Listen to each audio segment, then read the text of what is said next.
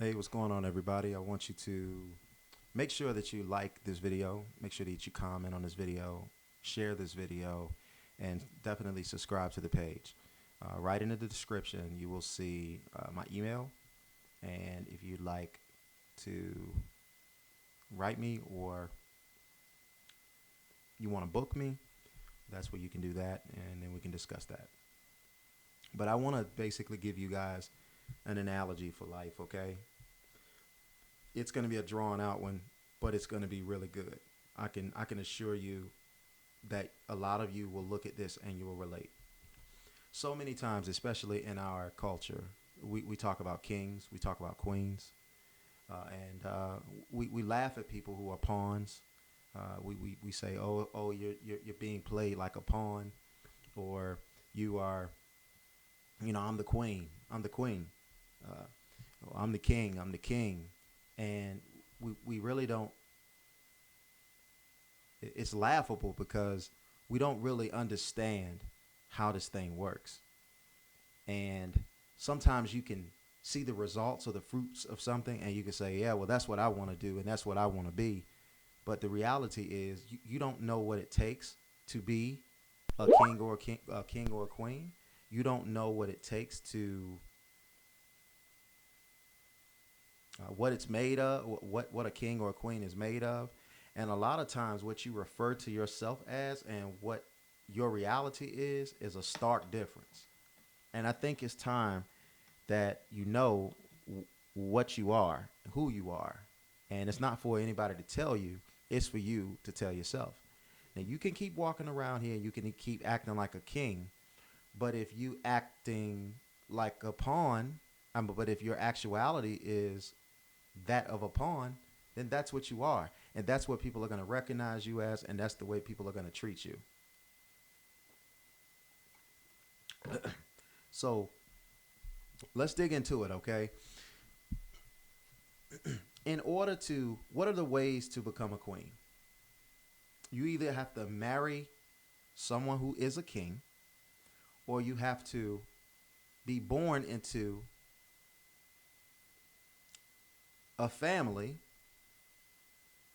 where you will be next in line.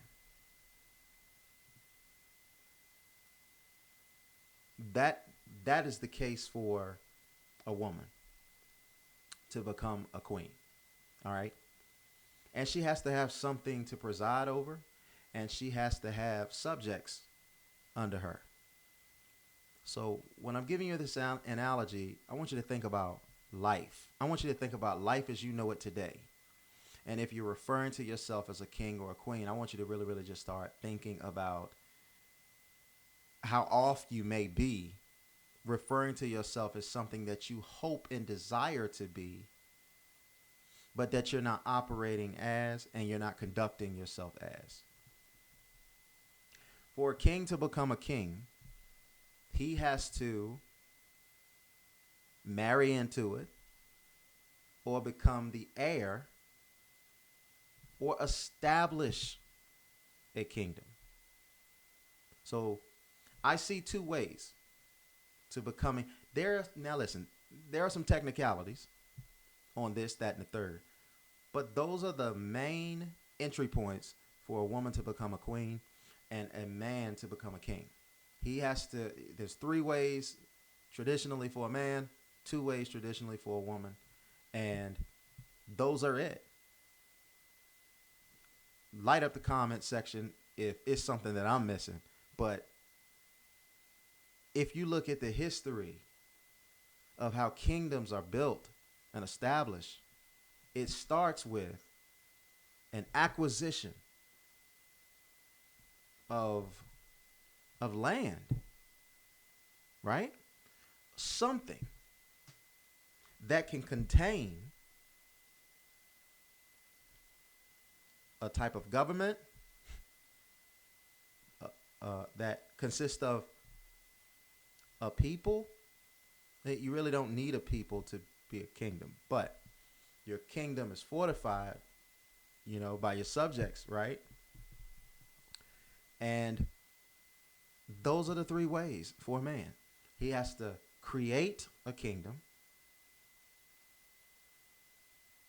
Number two, he has to, he has to marry into a kingdom, meaning if a daughter becomes the queen of a province, and they meet and they get married, he can become a king that way. And in some cultures, they don't do it that way either. They have something else for it. But the third way, obviously, for a man is to be the son of a king or be the heir to whomever is in charge, king or queen, right? Now, the seed is through the man. Yes, women hold, nurture, and for 3 trimesters typically will cultivate that seed into a child that comes into the world through her womb. But the seed doesn't come from her. The seed passes through her. She plays an intricate part in the manifestation of the seed that a man gives her.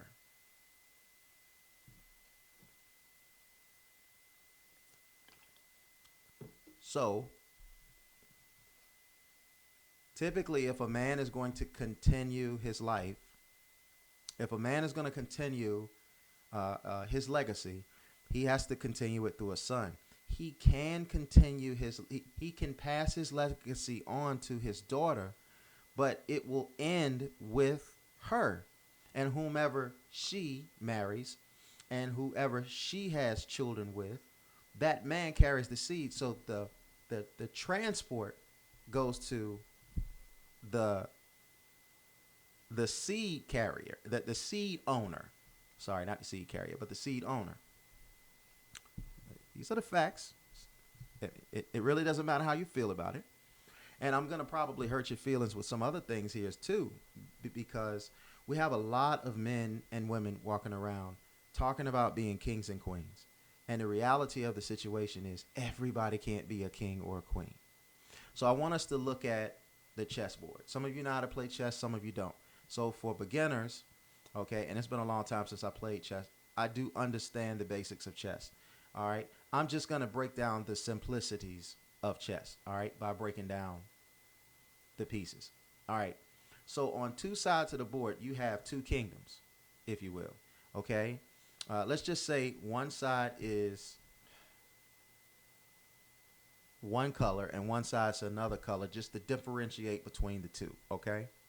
I'm not trying to push colorism or racism or anything. I'm just saying for the sake of the board, typically you'll see a board and it's and one side will be, let's say one side is solid and let's say one side is clear. All right, you ever seen a board where the chess pieces are clear and you see the chess on the other side, you see the chess pieces are solid? So let's just call them solids and clarity and clear. All right, so each side is going to have in the front, well, doesn't matter the front. Each side is going to have one king. All right, now one queen, and you have one, and then you have bishops, and you have knights, and you have rooks, and you have pawns. So let's break them down. A king with movements that are much more limited in scope. The king is simultaneously the most valuable and one of the weakest pieces on the chessboard. Kings can move one vacant square in any direction, including diagonally.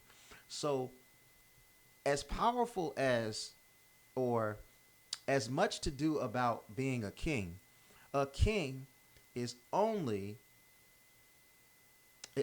very vulnerable. The game is about a king.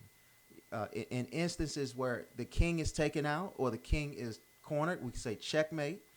That's because the game is about the king. The game isn't about any of those other pieces. Those other pieces work together for the good of the king.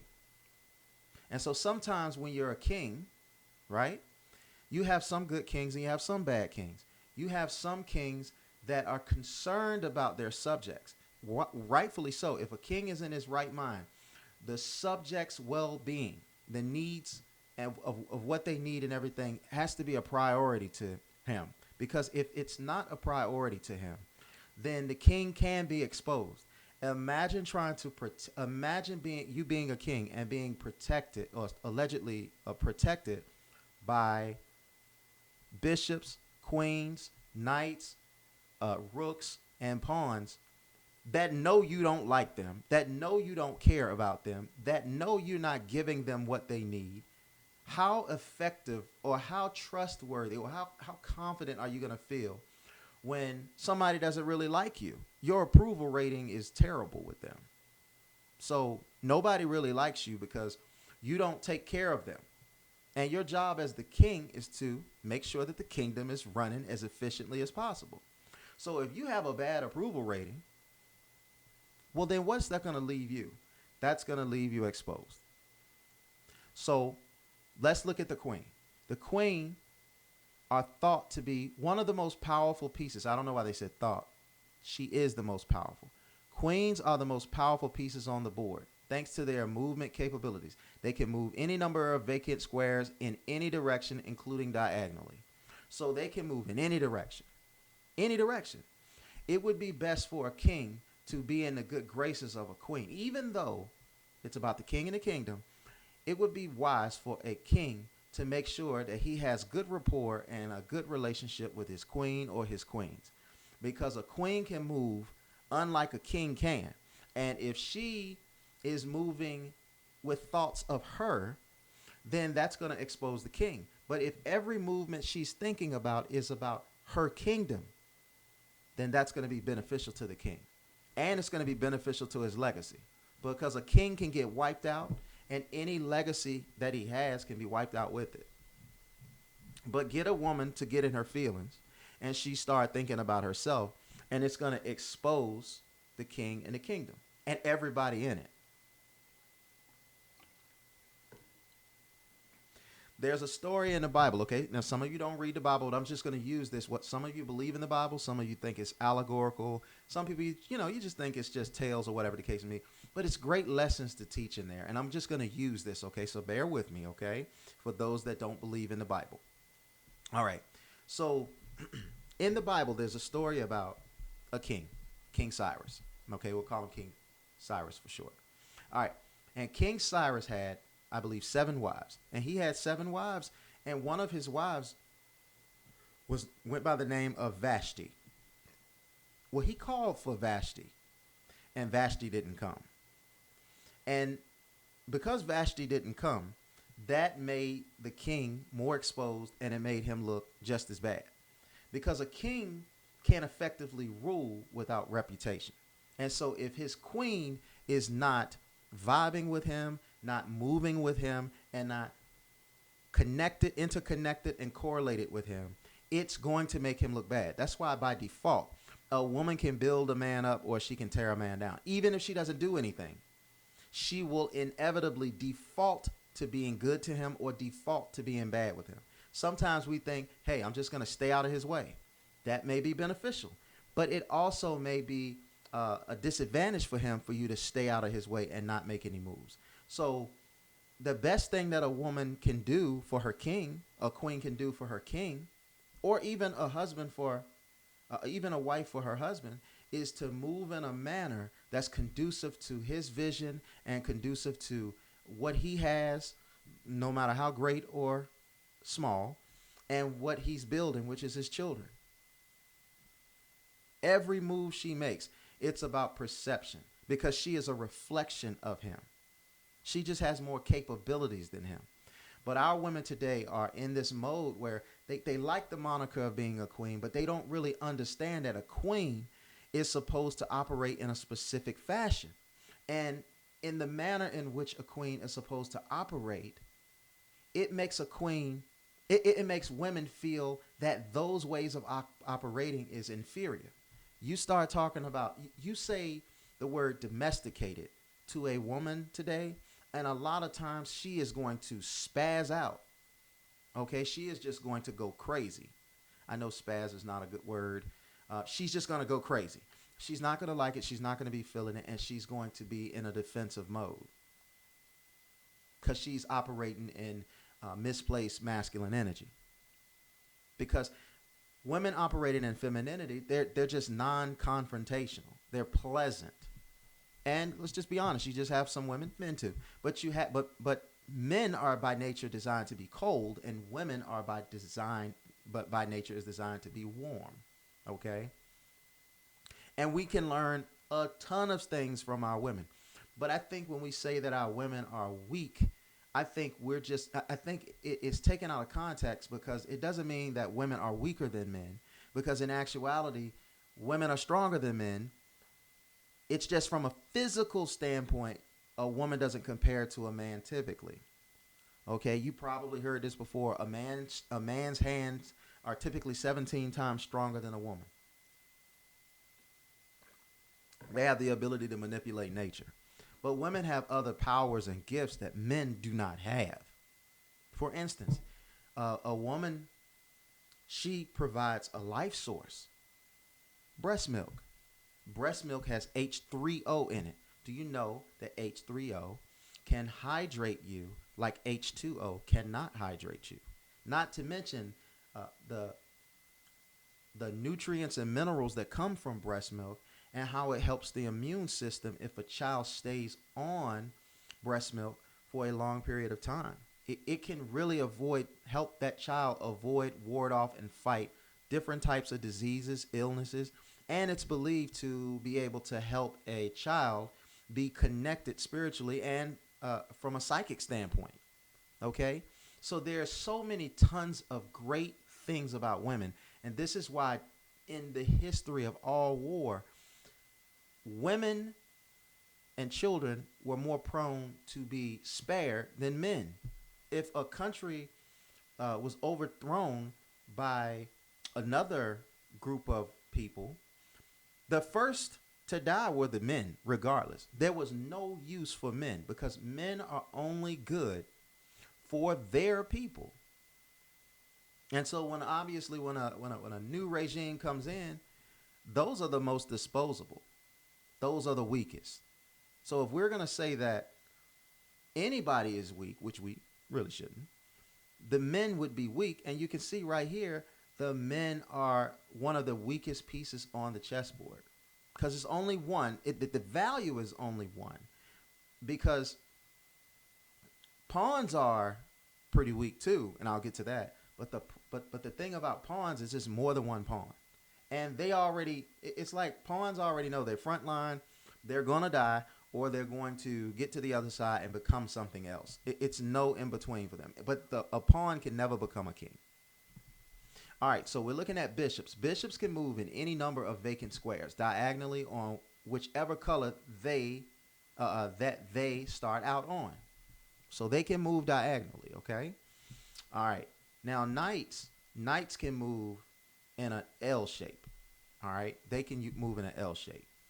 Rooks are allowed to move in any number of vacant spaces in any direction except for diagonal. So they can go up and down, they can go left and right.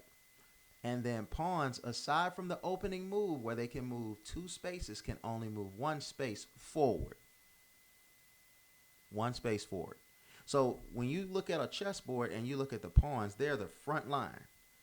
Right in front of them, a few spaces over, is another set of pawns, front line. So they are going to get themselves in conflict. Conflict is unavoidable for a pawn. And just by default, there is going to be casualties. But it is possible for those pawns to make it to the other side of the chessboard. And if they make it to the other side of the chessboard, then they can become something else. All right. And becoming something else, or becoming something greater, like a rook, a knight, a bishop, it gives them the opportunity to be able to be equipped to move better, to avoid dying. And they can aid and assist the king and the kingdom. But they're the first line of defense. They're sacrificed. And some of us are calling ourselves kings and queens, and we're being treated and conducting and moving like pawns. And we're playing to somebody else. This is what I say about jobs. I say, jobs, you're a pawn for whoever is trying to build whatever they're trying to build. So while you're working hard, that pawn is on a golf course. I mean, that king or queen is on a golf course playing golf, shopping, traveling, doing all of the things that you have to save up to do for a moment in a twinkling. They live that life every day. They have choices. So let's break that down, okay? So we know that the queen is the most powerful piece on the board. And society has duped our women to be proud of the moniker of queen, but despise the role of a queen. And the biggest enemy to the roles of a queen are women. You have women telling women that cooking, cleaning, running a house, being a helpmate, being a companion, they're being told that these things make you a slave. It makes you bad. It makes you less than a woman. And the greatest trickery on us today, especially as a melanated people, is to get us to hate what we're supposed to love and get us to love what we're supposed to hate. To get us to value things that lose value and to get us to not value things that gain value. We would rather have a nice car instead of a nice house. Or better yet than a house, because a house can be a liability. We would rather have a car than we would rather have a business. We're afraid to start businesses. And the funny thing is, when businesses come into our neighborhoods and they do us wrong, they treat us wrong and don't give us any money or don't put back into our communities, we turn the other cheek with them. But when we're trying to deal with ourselves, and this is black people in particular, when we're trying to deal with ourselves, we have an unusually high ceiling of expectation for how a black-owned business should conduct themselves and how they should work with us, including giving us discounts. And when they make a mistake, knowingly or unknowingly, we have no tolerance for that. That's why I don't deal with black people. That's what we say. Yet and still, every other ethnicity of people, if something is not being done from a business standpoint correctly, they give criticism, but the business owners receive the criticism and improve themselves. And then they like doing business with each other. Yeah, they might check each other, but the business owners like being checked. And here's the thing about us. We don't want to be checked. We don't want anybody telling us what to do. And it's like, if we just use the two ears that we have, that's four. But if we just use the two ears that we have, instead of the one mouth we have, we would do twice as much listening and half as much talking.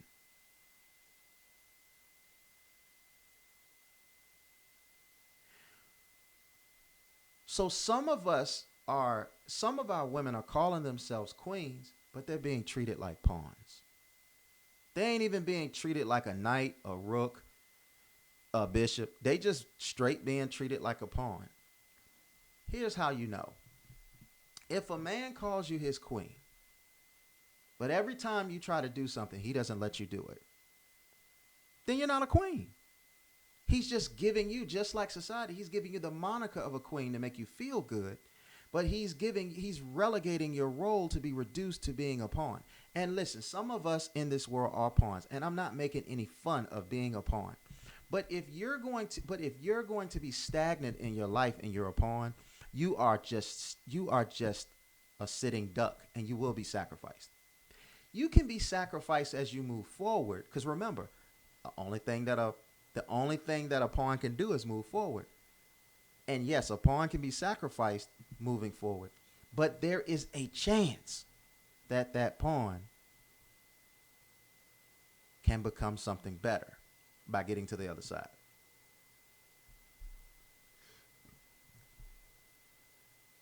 But some of us, some of us are in hostile situations and we find ourselves Overanalyzing and analysis is really paralysis. It keeps you still, and it puts you, it makes you a sitting target so you can be plucked off. At least if you're going to go out and you're a pawn, the chances are you going out, you might as well go out trying. Go out standing. But I got to tell you, kings and queens, kings in particular, if you're not careful about how you equip your pawns, take care of your pawns, and give your pawns what they need for the chance of survival, you're taking your weak self and you're making yourself even more exposed and even more weaker. Because the reality is you're going to need pawns to sacrifice. But if a pawn doesn't feel good about what they're sacrificing for, then what would give them the gumption to sacrifice themselves? Nothing. Nothing at all. So now, if communicating with your pawn, if you're out of touch with your frontline members, okay, you're out of touch with your frontline members. And let me give you an example, okay? There's another story about King David. King David Israel was at war, and King David, he saw this beautiful woman taking a bath on her balcony, gorgeous, named Bathsheba. Well, he sent for her. When he sent for her, he went into her and got her pregnant. But Bathsheba was married to a guy named, according to the scriptures, named Uriah. So in his haste, he decided, I need to call for Uriah. Now, Uriah is in war. Uriah might not be on the front line, but Uriah was in war. So rooks, bishops, knights, and pawns are all living sacrifices, period. It's not the same as a queen, and I'm going to get to that, and it's not the same as a king, because when the king goes, everything goes. So he sent for Uriah. Now, there was a rule that when you were at war, you didn't have intercourse with your spouse.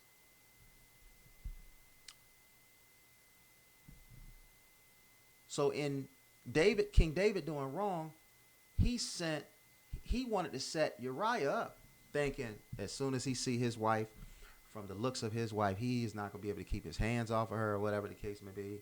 And then when she has a baby, I guess he thought he'll pretend it's his baby. And whether King David wanted to take care of the child or whatever the case may be, he probably obviously had the means, according to the scripture, to be able to just take care of his child. He could have came off like he was just doing Uriah and Bathsheba a favor, but having under Uriah's house, raising his son. But Uriah followed the rules. Uriah didn't sleep with his wife, and this upset King David. So King David sent for him to go back to war, but to be on the front line like a pawn. Now, what happens if you're on the front line of the rooks, the knights? When you think of a rook, when you think of a pawn, that's just a soldier, right? When you think of a knight, you think of a knight in shining armor, right? So that armor is going to give him more protection. And a bishop, okay? When you think of a bishop, I think of church, right? And I think of how when we were growing up in the church, if you didn't treat the bishop like you treat a regular parishioner. You treated the bishop with a higher level of respect. So the bishop is protected from a standpoint of respect. And then the rooks, well, their job is to, just like the rest of them, their job is to help and protect. And so this guy, Uriah, was sent not only back to the war, this guy was at best demoted to be on the front line. And what happened to Uriah, according to the scripture? He got killed. Now, the reason that he got killed is because David wanted to be with Bathsheba, and he wanted to have that baby, but she miscarried as his punishment, according to the scriptures. And so that hurt him real bad. But he ended up getting her pregnant again and having, according to the scriptures, King Solomon. But at the end of the day, he was going to be living with that for the rest of his life, that he lost a woulda, coulda been, if you will. Hold on. All right, so now Uriah's dead. Bathsheba is a widow. And now it's all good for King David. But he got punished. But he got forgiven too, right? So when we start looking at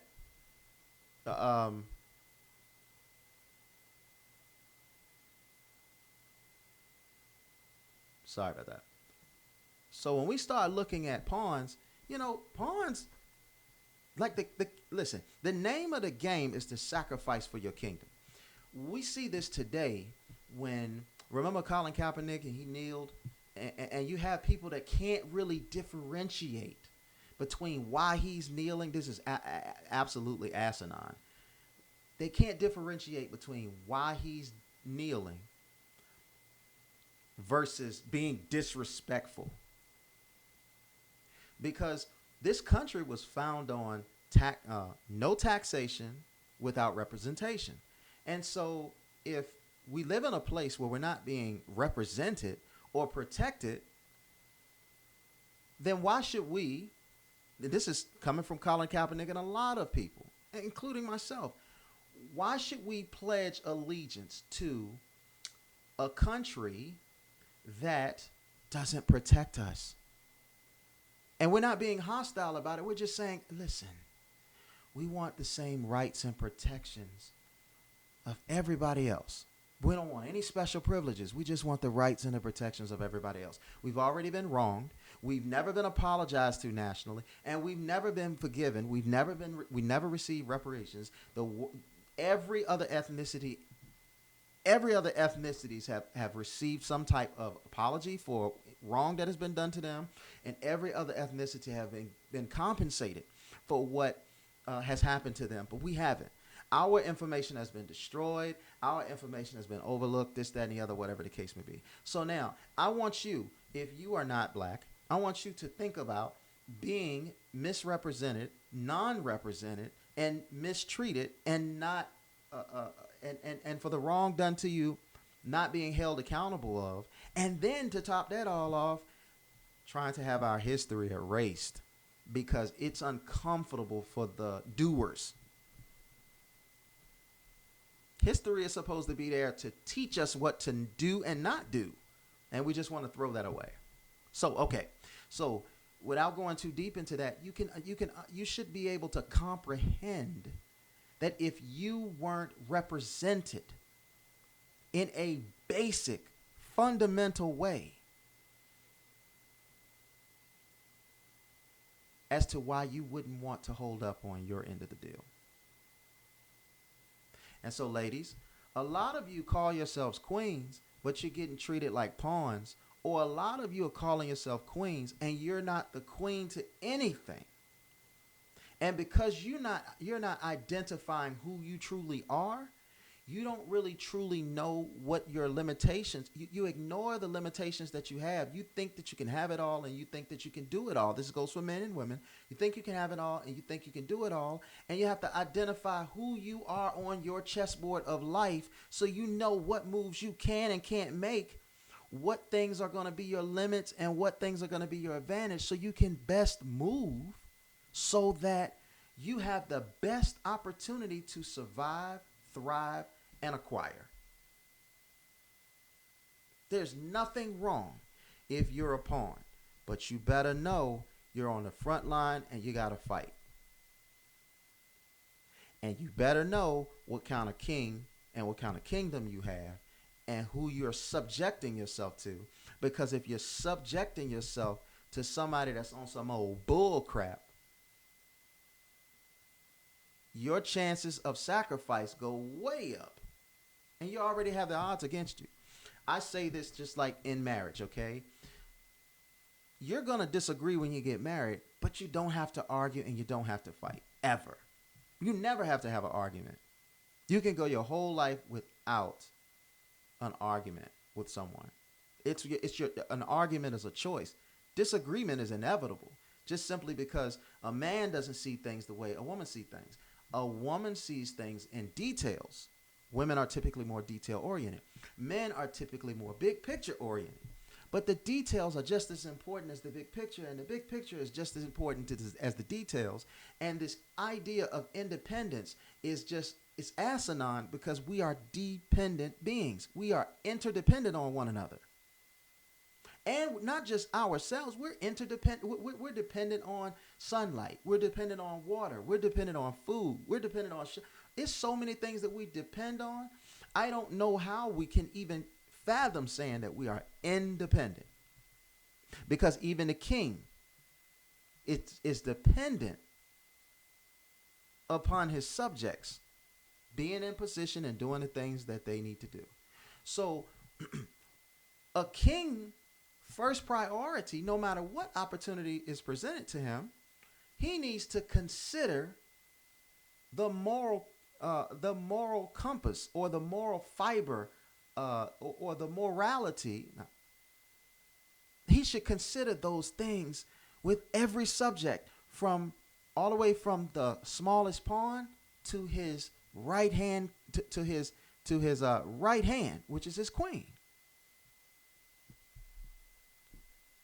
Now the queen's sacrificial too, but the queen, but because it's not good for a man to be alone, he wants a queen, or he wants queens. He doesn't want to just be in a kingdom by himself. If a king, it has a kingdom and he has no subjects, he ain't going to be the king for long. He is going to be vulnerable. Now, if a king has a queen, he's going to be better suited to get by, but he needs to let the queen move. And sometimes, this is why I say this, and a lot of people may disagree with me when I say this, but I like to base things in the facts and what history we have that proves something. When we start talking about women working jobs, I say a woman working a job, it pins her down from being able to maximize her movement for her king and for her kingdom. Even from a selfish standpoint.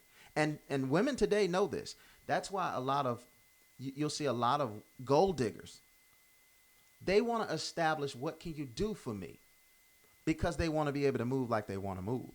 They don't want to work. They want to be able to fly out. They don't want to be tied down from this, that, and the third. They don't want to have limitations on money. They want to be able to maximize their time to do whatever they want to do with them. The difference between a gold digger and a righteous woman is, a gold digger is thinking about herself. I can't say that a gold digger is unrighteous. I'm just saying, in the confines of marriage, a gold digger has no place. And some of us men, we go out there and we marry gold diggers.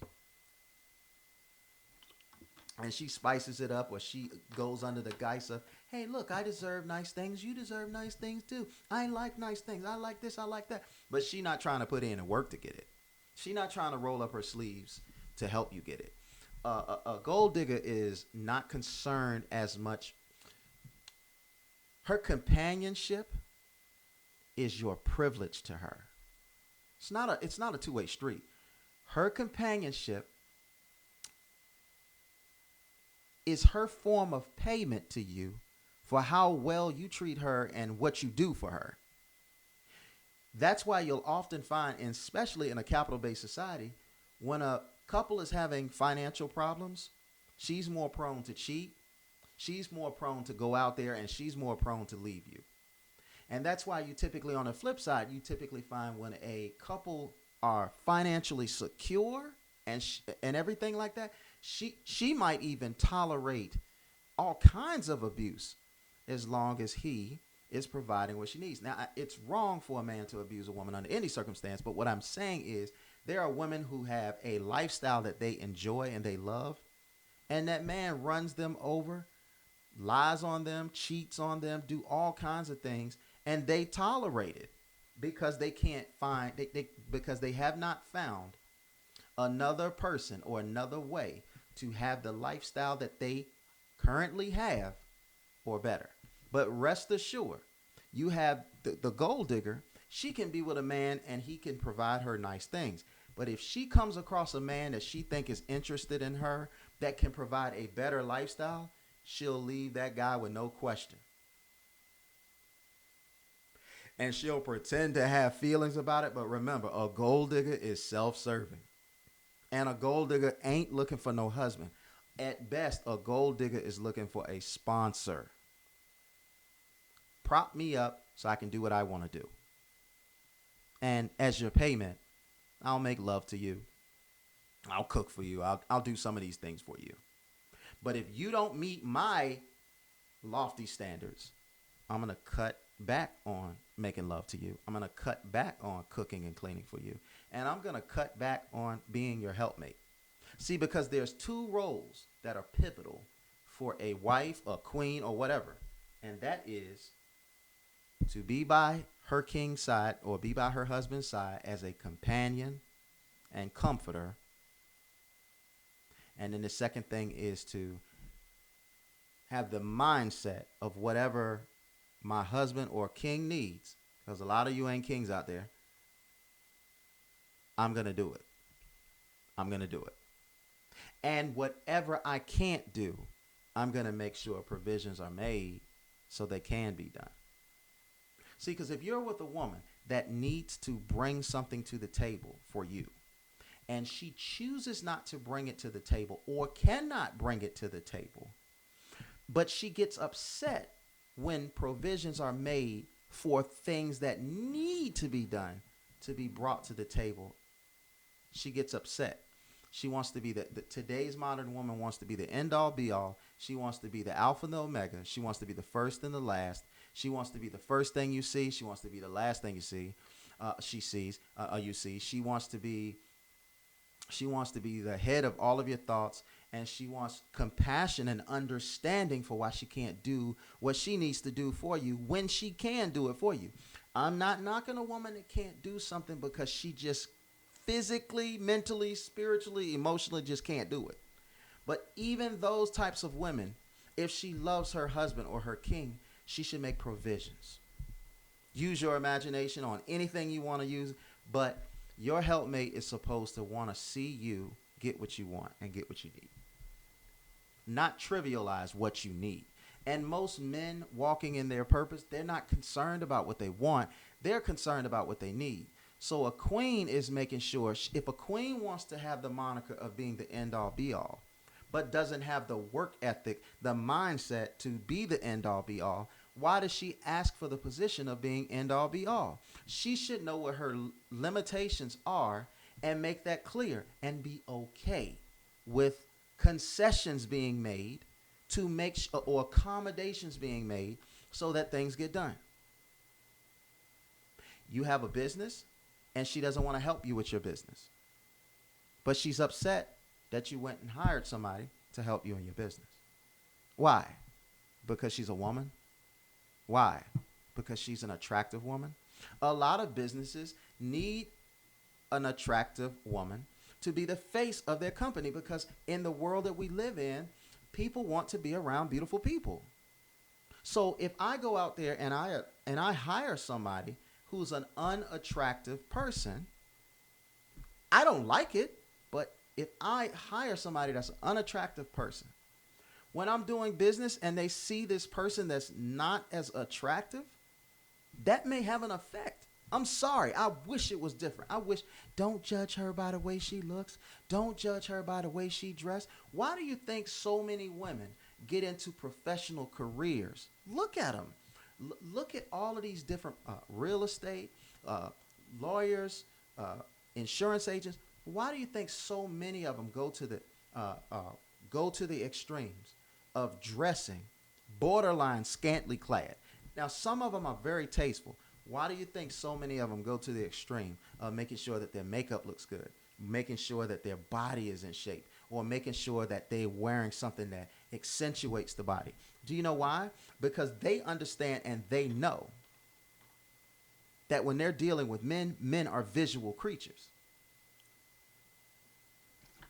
I didn't make the rules up.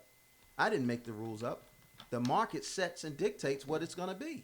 And even if a man has pure intentions, he wants to be in the presence of a beautiful woman. He can be in the presence of a woman that's not as attractive. But the reality is, even beauty standards, you say, oh, beauty is in the eye of the beholder. It's in the eye of the beholder in some sense, but in some sense, in some sense, the world has standards. You look at magazines like Cosmopolitan. They put a girl up there. You might look at the girl and say, that's not my cup of tea. I'm not attracted to her. But you can at least acknowledge, okay, I see why she's on the cover. Okay, I can see why she's on the cover. I don't want to name anybody because I don't want to cause a stir, but think of a woman or a man that everybody, especially a woman, think of a woman that is, a lot of people find her attractive, but you don't. You don't see what the big hype is about her. But if you're honest, you can say, but I get why a lot of people are like this girl. You know, she looks like she takes great care of her body. You know, she looks like she takes great care of her hair. She looks like she takes great care of her face. She looks very good. There's a lot of women that I've seen in my life,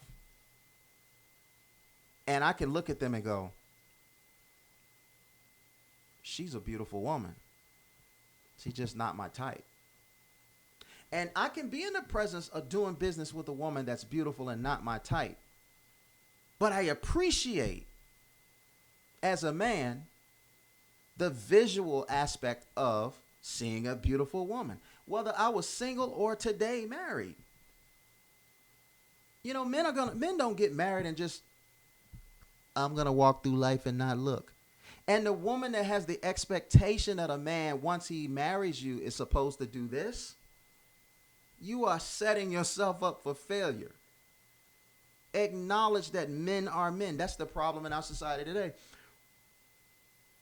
Women don't allow men to get away with being men, but they want to pass for being women. And I think that we should accept men for being men. Listen, you say men are dogs. Well, you know, okay, men are dogs. But every man doesn't hunt for sport. He might be hunting for purpose. So we're hunters by nature. But some of us, when we catch something that we're hunting, we look at it, we marvel at it, we take a picture of it, we show our friends, and then we throw it back. That's different than somebody who's actually hunting for food to eat. Even a hunter who's hunting for food to eat, they do it with a respect, like don't allow the animal to suffer. Take them out quick. Be grateful that this animal provided you a meal. And it's the same thing when on the chessboard with pawns. A king is supposed to appreciate a pawn because it takes a great mentality to be on the front line, knowing that in all likelihood you're going to get sacrificed. So the king should make sure that why would a king send a pawn out there to be the front line of protecting the kingdom, and he doesn't like the king, and the king doesn't care for the pawn, doesn't care for the family, doesn't care for the well-being? Listen, when someone dies and leaves behind someone, guess what? That family is affected. So that pawn, Uriah, he left behind Bathsheba. Or think about in war when somebody dies and they leave behind a wife and they leave behind children. That is something that they're never going to get over. They're going to have to learn how to live with it, but they're not ever going to get over that. Those children don't have a daddy to come home to. And the king, happy being in the position of the king, doesn't really seem to be concerned about how, the who, what, when, where, why, and how of the pawns. A king is supposed to be in tune with his kingdom. But a lot of times these kings today, they move And I'm going to get to that, but these kings, this is going to be 2 hours. A king is going to, so pause it, come back to it. But these kings move in such a way where they feel like I have confidence in my kingdom. Now I'm only going to dedicate my time, effort, and energy to anybody that supports me the way I want to be supported, or forging and making relationships with other people to fortify my kingdom. Look at Hitler. Hitler didn't have a lot of power. Hitler grew into power because he was allowed to grow into power. Whether you like him or not, and I know there's stories on him for this and that and on the flip side, but he got his power because he was allowed to have his power.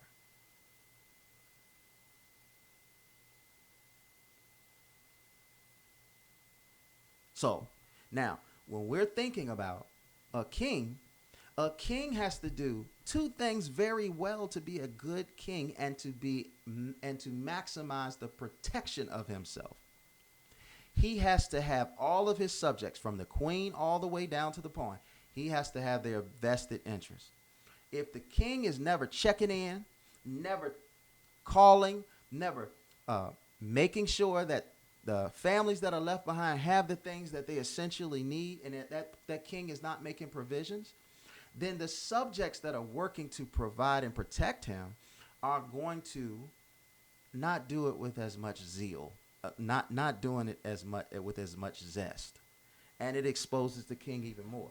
So even if the king is selfish, it is to his advantage to look out for his subjects.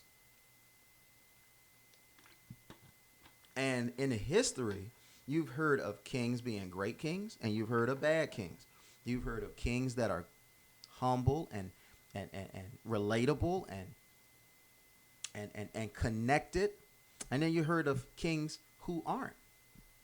You've had presidents who are very connected to Americans. And you have presidents, they didn't give a darn about Americans. They were thinking about their agendas.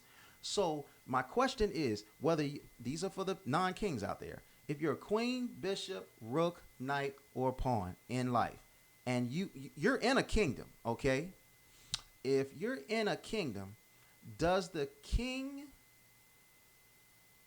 have your best interest or not? Not what the king says, but what does the king show and prove? Is that king taking you and taking everything that you are dealing with and going through in consideration? Does that king have at least a systemic way of making sure that there's checks and balances in his kingdom? Or does he abandons one area and goes off to another area to shore up another area and let the kingdom fall? Right? Because kings really don't be needing to make moves. Kings are supposed to be delegating moves. Okay? So, now, I want you to just take a listen to this, okay? I'm going to read you something. I wrote, all right? And it's just going to cover a few things. In chess, the king is the focus. The pawns are front line and can only move forward. They are likely going to be sacrificed. They can turn into anything other than a king, but they are the main ones in the crossfire. You can walk around saying anything that you want about being treated like a king or a queen or whatever the case may be, but what is the reality of your situation? Now, everyone can't be king, but anyone can be stroked yet played to be sacrificed. Anybody can talk and make you feel good, but what are their actions? Don't sell me hope. Now, if you're going to sacrifice for a king, make sure your king is worthy of you being sacrificed.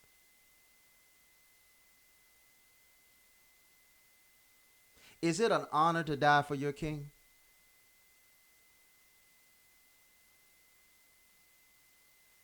Or is it laughable to die for your king? What has your king done for you?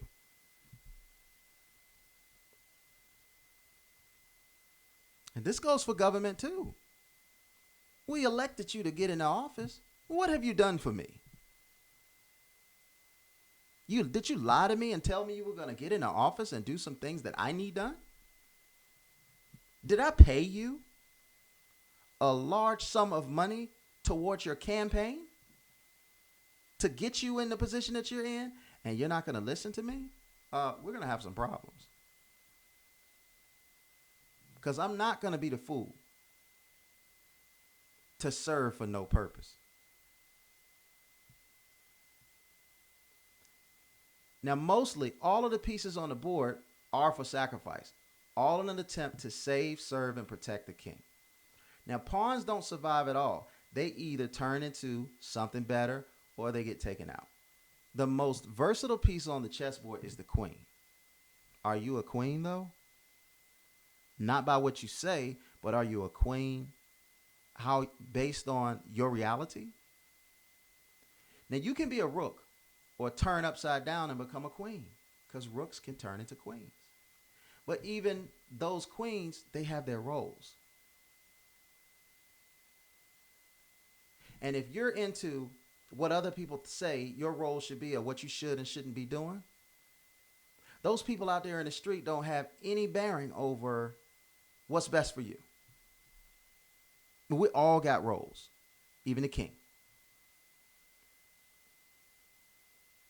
Now, the king can have multiple queens, like I said. A bishop can move far in a certain direction, but they are sacrifices too. Now, the knights have their L-shaped moves. They are there to fight and can easily be sacrificed. They're in conflict. So they understand that it is highly likely that they're going to die. But they're doing it because they're thinking about a kingdom that they want to continue long after they're gone. See, a man can sacrifice when he can accept his fate, but know that the people that he love and or care about or place or ideas can be possible or go on. But take the hope away from a man, and a man can turn so dangerous he can turn against everything that he was fighting for. He can become a traitor.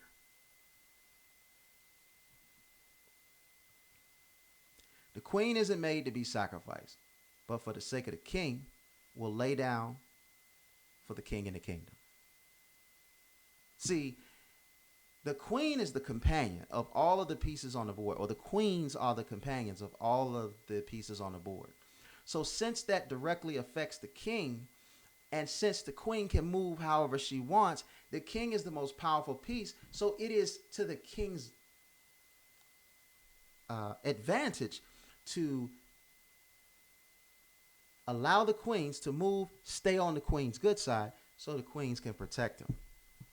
Look, in the lion kingdom, the bulk of what they eat comes from what the lionesses hunt for. Not the lions. The lions protect the pride, and yeah, the lions might do their share of, they might do some hunting too, but the reality of it is the lions sit back and maintain the kingdom. And the queens go out and forage. The queens are responsible for raising those cubs. The queens are responsible for teaching these adolescent boys and girl lions that on what they need to be able to survive.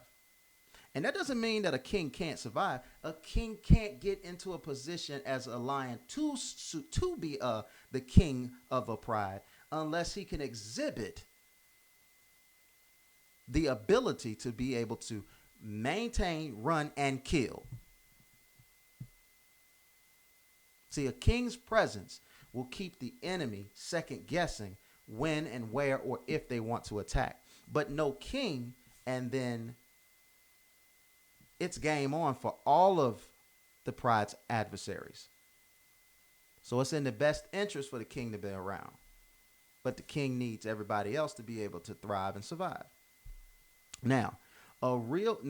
So ladies and gentlemen, don't play yourself, because a real king will have real strategies to prohibit so many sacrifices. But a selfish king just wants to win and doesn't care whom he sacrifices or whom gets sacrificed. But a king like that is going to go down anyway to his own detriment. And even if things are perfect, doesn't mean that a kingdom can't be overtaken. But you got to, in life, play the odds that work best for you. This is why wealthy people don't take risky investments as much as the person that's looking to get rich. The person that's looking to get rich is willing to risk it all. But somebody who's wealthy is going to strategically build that thing conservatively on as much predictability as possible. They ain't playing no games with you over there trying to find out what you can get 20%, 30%, 40%, 50% on. So that's why you play the stock market. And I'm telling you, the portfolios of the wealthy, they don't play it like that. They might play somewhat to appease people, to say, hey, look, see, I'm doing the same thing as you. But they're called conservatives for a reason. They looking for as much as close to a guarantee as possible. That's why life insurance is the cornerstone of wealth. And I'm in that industry, and I tell people that. But like black people don't want to hear that. I don't try to tell black people, but if they want to know, I tell them. But I've tried to tell black people that life insurance is the cornerstone of wealth. You should do everything you can to get some life insurance. You should do everything to get life insurance on everybody. And if you understand how you could really use the living benefits of cash value, you would get life insurance on everybody that ever comes to you in contact with you, that will allow you to call them in, to have an insurable interest in them. Talking about your brothers and sisters, cousins, uncles, aunts, family members. People, if anybody comes to you with any kind of regularity and asks you for $1, you should be saying to them, I need to get life insurance on you. And if you understood how cash value worked, you would be getting life insurance on everybody, and you would turn yourself into a multifaceted bank. But that's another story for another day. But as I was saying,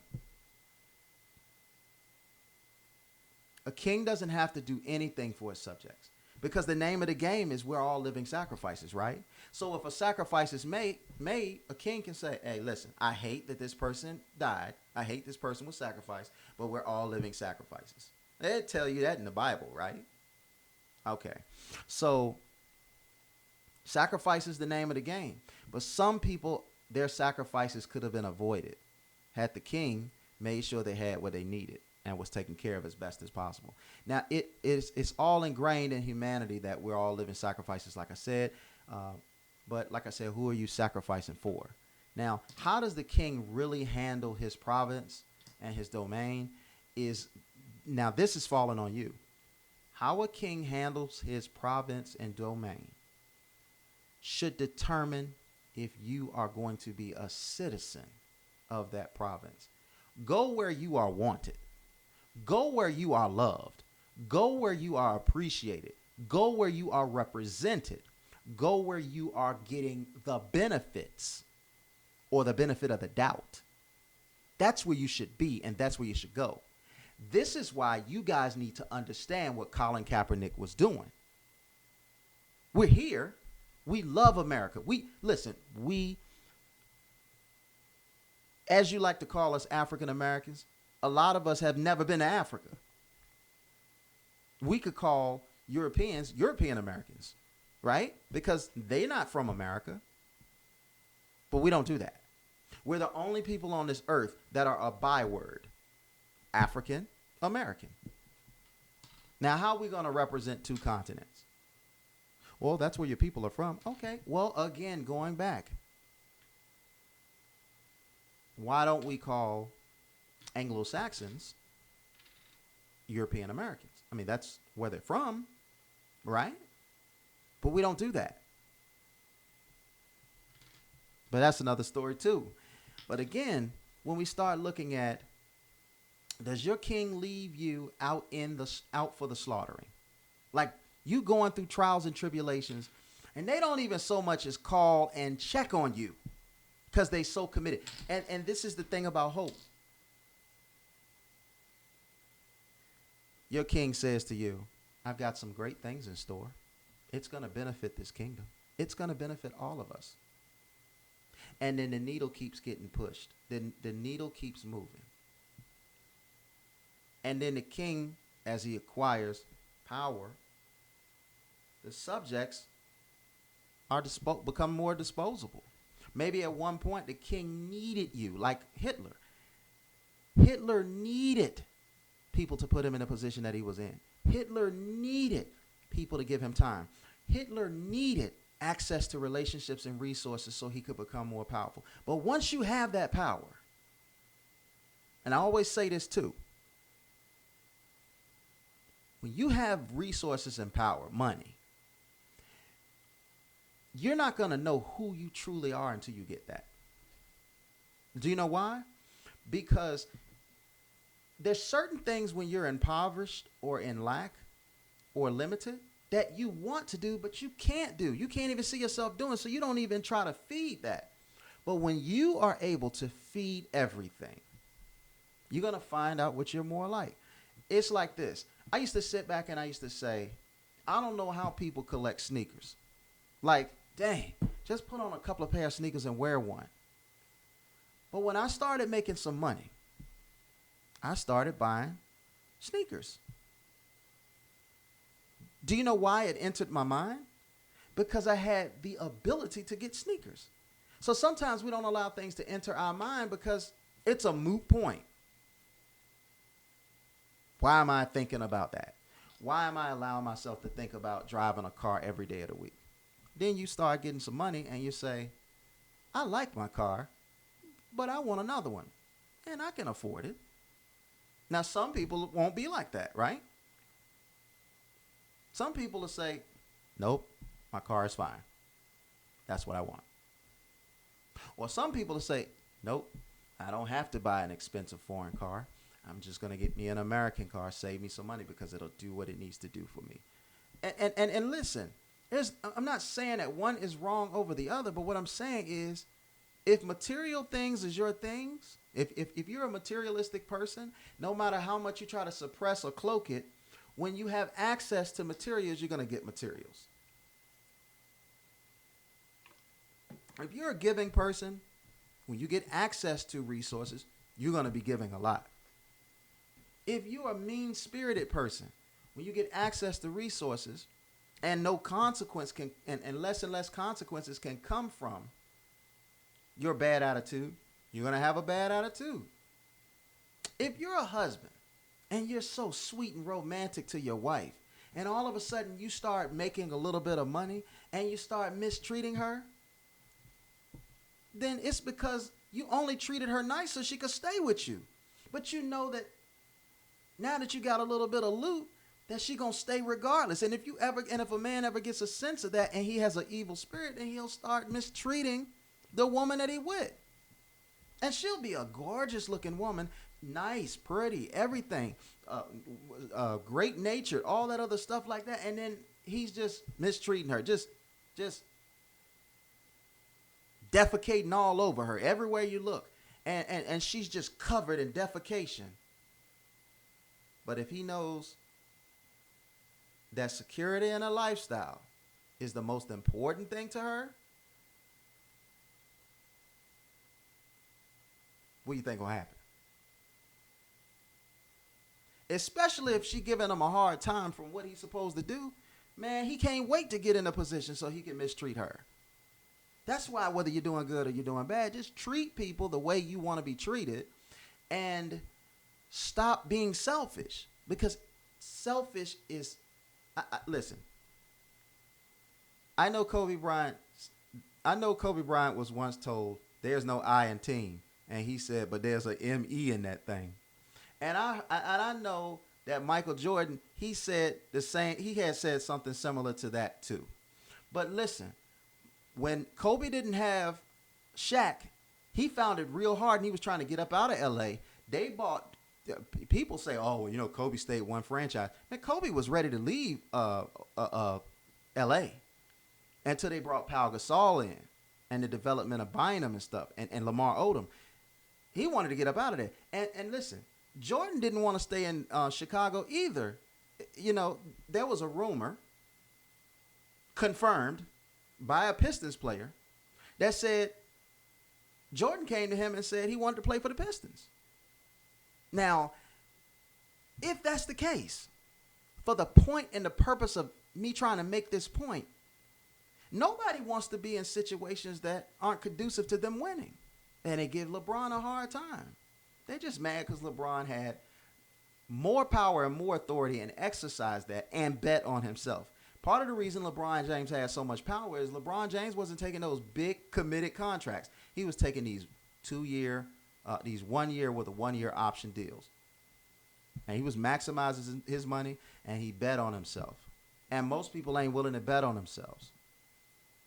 Most people are nice to you because they need you. Most people are nice to you because they ain't in position yet. Most people are faithful to you. Most men are faithful to you because they don't have the option to cheat. And then most men will go out there and cheat because they have the option to cheat. They want to cheat. Most men will lie to you and say they only hunt for a purpose, but they really hunt for sport.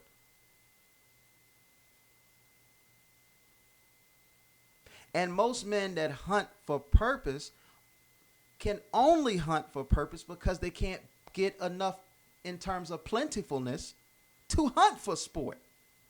They're trying to just get them some fish to eat tonight. Man, they got to worry about it tomorrow. But a skilled fisherman that understand the nuances and all of the little idiosyncrasies about where to be, when it comes, this, that, and the other, whatever the case may be, they throw a net in the water and they got troughs of fish. And so they go, I don't like that fish. I'm throwing it back in the ocean. It was nice. We had a great time last night. Don't call me. I can't believe you treated me like that. And you know why? He doesn't care. Because he know he got the bait for what many women want. And women make themselves so vulnerable by making it so obvious of what they want. They care more. They show themselves. They expose themselves by not being queens or not modeling themselves like queens. They go out there and they show themselves, and all they're doing is just making themselves look foolish by being pawns to the game. Now here's another thing too I want you to think about. Some of you ladies, you say, well, I'm a queen. You ain't married. You have no chance of being a queen because you ain't inherit nothing. What do you have that you've inherited? Nothing? Okay. Who are you married to? Oh, you're not. You're not a queen. You can be whatever you want to be. You can be strong. You can be powerful. You can have the ability to go out there and get resources. You can have the ability to have this pension to go out there and get cars, houses, investments, this, that, and the other, whatever the case may be. But what did I say about a woman without her husband, who's her covering, or a queen without her king? She's completely exposed. And some of you are married to men and you're opting out of them protecting you. I'll do whatever I want to do. He's telling you, don't go over here doing this. Don't go out to the clubs with your single girlfriends. Like, why are you having your single girlfriends? Like, what are you doing? Like, come home. Like, why are you coming in late? You know, why are you leaving these clues that you're doing me dirty? Like, why are you doing that? Why are you testing me? Because you're so bullheaded, you don't even want protection. It's cold, it's freezing outside, and you want to go out there in your bikini, and then you're upset and saying, Lord, why me? When you're in the hospital with pneumonia. Some of you, 9 times out of 10, listen, I'm not going to even say some of you. All of us bring our problems that we get is brought upon us by ourselves or by the crookedness from our ancestors that are being revisited. Let me tell you something that's important to a man. And listen, I was telling my mother this. I was telling my mother this today. I said, I love my children. I have all girls. I love them dearly. I'm very close with my children. I always wanted a son, and I used to say, well, why didn't I have a son? And so I did have a son, but we lost him late in the pregnancy. That was very disheartening. And so I really start saying, well, why? Now, The most important thing to a man is his seed, his vision, and his legacy. And remember, I told you, in order for a man to carry on his legacy, he has to do it through his seed, his son. He can give his daughters or his daughter something to leave behind, but it ends when they're finished. Yeah, but he can pass it on to her children. She can pass it on to her children. Yes, but that seed comes from that man. So guess what? It's his inheritance. He married up. He married good. And so he got with you. And by him getting with you, he becomes an heir through his seeds become heirs to what I built. So with my daughters, no matter how well I set them up and set them straight, if they have children, they won't be my seeds. So it's nothing for me to give them to carry on. Right? The only thing that I'm doing is I'm setting up somebody else's kingdom. If I have 4 daughters, which I do, no matter how many children they have or how little children they have, no matter if they're boys or girls, they are someone else's seed. So I'm essentially building a seed, taking seed capital and building empires and legacies for somebody else. Now, if I have a son, then I have the opportunity of passing it on to my son. Now, listen, they're both chasing of the wind, because you can have a son, and if your son, remember what I said about good kings and bad kings, you can have a son, and you can set your son up to do all kinds of things. But guess what? If your son doesn't have the right mindset, if your son is wasteful, if your son is not a good steward over the resources that you leave, he gonna blow it anyway. And guess what? If he does right, okay? If he does right, just like we have dominant genes and recessive genes, there's good things about you and there's bad things about you. Maybe you passed on the good things to your son and your son does what your son should do. And then your son has a son and miraculously the good passed to that son. But then that son has another son and some bad gets passed on to that son, because there's 46 chromosomes. 23 of it comes from mom and 23 comes from dad. And you know what? Some of us might have really great children that took great qualities from us, but it's like opposites attract, and your 23 good chromosomes got mixed up with somebody else's 23 bad chromosomes, or some of them are bad, and they carry on those traits. You might be an honorable family or whatever the case may be, and your daughter or your son has a spouse, and it's a family of nothing but thieves, masked and hid from you. And when the going gets tough, they're gonna do it.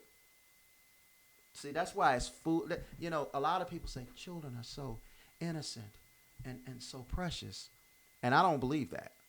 I think all children got stupidity and foolishness trapped up in them. I love my daughters, but let me tell you, raising them helps straighten out the stupidity and foolishness so that they can be assets to society.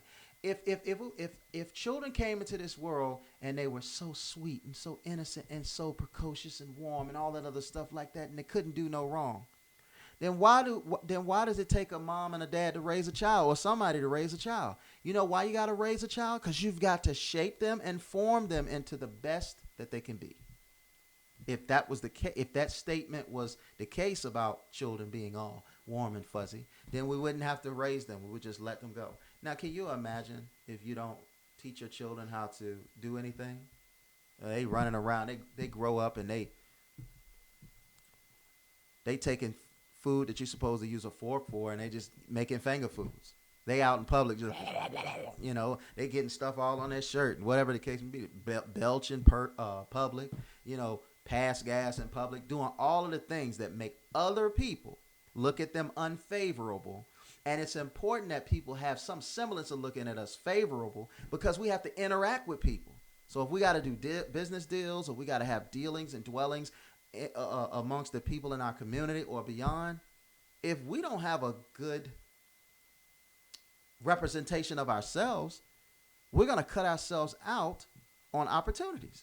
So that's why they teach us. I remember I remember going up there and staying with my sister, and I used to talk like this. Know what I'm saying? Yeah, man, I got that junk and that junk and that junk and that jank, man. Let me get that junk over there, man. Let me get that jank right there. Let me get that junk right there. Oh, shucks. I used to talk like that.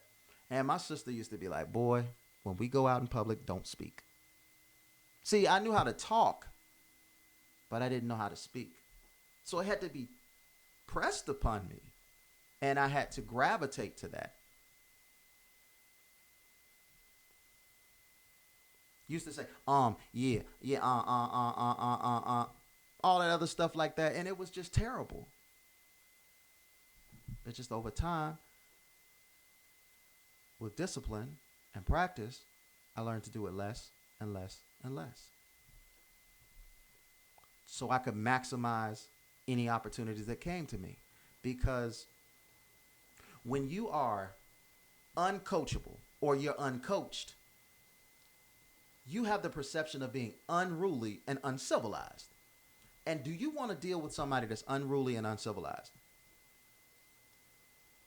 Would you rather be around a dog that's trained, a big dog that's trained, or would you rather be around a big dog that's wild? You get hurt. You get yourself killed messing with a wild animal. That's why they tell you, don't feed the wild animals. Don't mess with wild animals. And then you got some people running around and they're taking a wild animal and they're trying to make it a pet. Like DNA has behaviors. Cells have behaviors. And so it's in a wild animal's behavior to be triggered to do certain things. That's called instincts. So even if you train up a wild animal, they have instincts to do certain things. They may not mean to hurt you, but they may be triggered to do things like that. So when we're out there, courting people, which we don't do that. We go out there and date. We put in the cart before the horse. Dating should be for married folks and not for single folks. Courtship should be for single folks. But when we go out there and we do all of these types of things, we're looking for signs of unruly, uncivilized people. And especially with the husband. You have women that say, oh, well, you just don't want a strong woman. You don't want an independent thinker. You don't want anybody. You want to pick me. What man in his right mind wants to have a woman that is going to do whatever she wants to do that doesn't serve him and his kingdom or serve him and his vision? Like what is the intellect?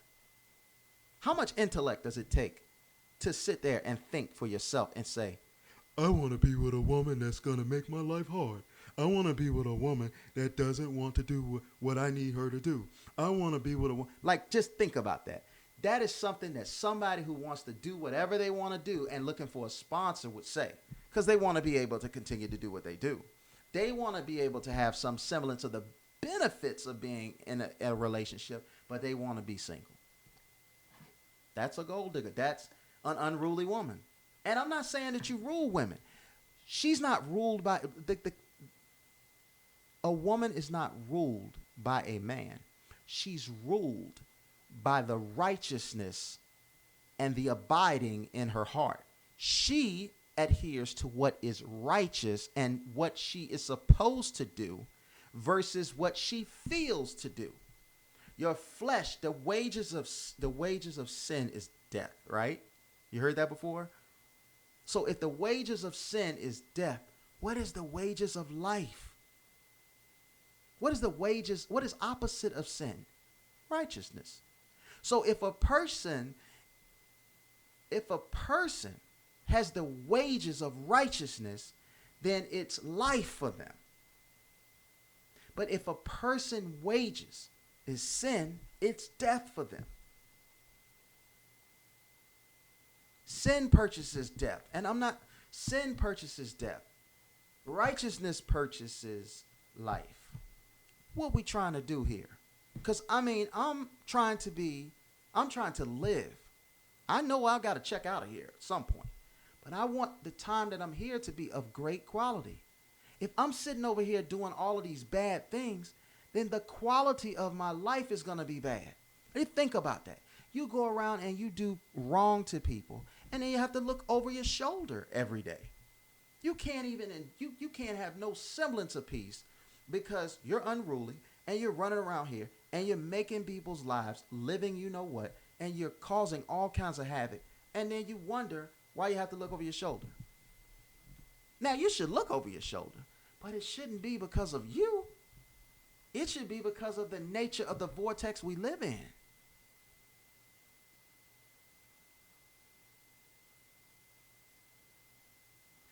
So no, an unruly woman, an unruly wife, an unruly queen is not about being ruled by the king.